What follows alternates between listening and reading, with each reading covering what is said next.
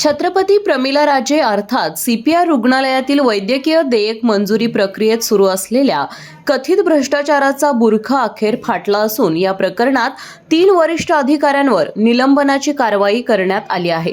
जिल्हा शल्य चिकित्सक डॉक्टर प्रशांत वाडीकर, सध्या पुणे येथे सहाय्यक संचालक म्हणून कार्यरत असलेल्या डॉक्टर सुप्रिया देशमुख आणि आरोग्य उपसंचालक कार्यालयातील मुख्य प्रशासकीय अधिकारी नामदेव मोरे यांना सार्वजनिक आरोग्य विभागाने तात्काळ निलंबित केला आहे।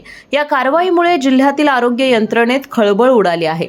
सीपीआर रुग्णालयात अनेक वर्षांपासून शासकीय कर्मचाऱ्यांची वैद्यकीय बिले मंजूर करण्यासाठी अधिकारी आणि कर्मचारी बिनधास्तपणे आर्थिक देवाणघेवाण करत असल्याच्या तक्रारी समोर येत होत्या।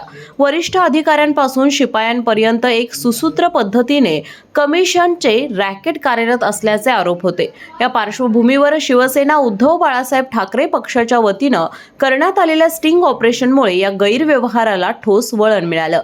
या स्टिंगमध्ये सापडलेल्या कथित लाल डायरीत बिल मंजुरीसाठी दिल्या घेतल्या जाणाऱ्या रकमा, औषध खरेदी, वैद्यकीय साहित्य पुरवठा आणि काही अधिकाऱ्यांशी संबंधित आर्थिक व्यवहारांच्या नोंदी असल्याचा आरोप ठाकरे गटाने केला होता। ही डायरी केवळ नोंदवही नसून संपूर्ण भ्रष्ट यंत्रणेचे दस्तऐवजीकरण असल्याचे पक्षाने सांगितले। या प्रकरणावर विधानसभेत ही चर्चा झाली होती। जिल्ह्याचे पालकमंत्री तथा आरोग्य मंत्री प्रकाश आंबेडकर यांनी आमदार भास्कर जाधव यांच्या प्रश्नाला उत्तर देताना दोषी आढळल्यास कठोर कारवाईचे आश्वासन दिले होते। मात्र त्यानंतरही दीर्घकाळ कोणतीही ठोस कारवाई न झाल्यानं काल ठाकरे पक्षाच्या वतीने आरोग्य उपसंचालकांना जाब विचारण्यात आला होता।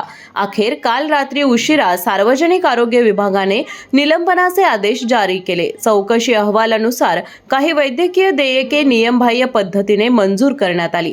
आवश्यक प्रशासकीय मान्यता न घेता बिले पास करण्यात आली, तसेच पडताळणी प्रक्रिया पूर्ण न करताच निधी अदा करण्यात आल्याचं स्पष्ट झालं आहे।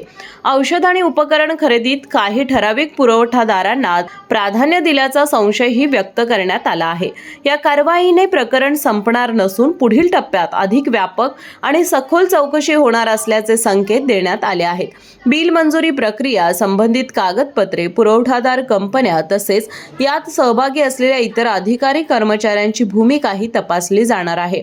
या तपासातून आणखी नावे समोर येण्याची शक्यता नाकारता येत नाही। सीपीआर मधील या वैद्यकीय देयक घोटाळ्यामुळे कोल्हापूर जिल्ह्यातील आरोग्य व्यवस्थेच्या कार्यपद्धतीवर गंभीर प्रश्नचिन्ह निर्माण झालं आहे।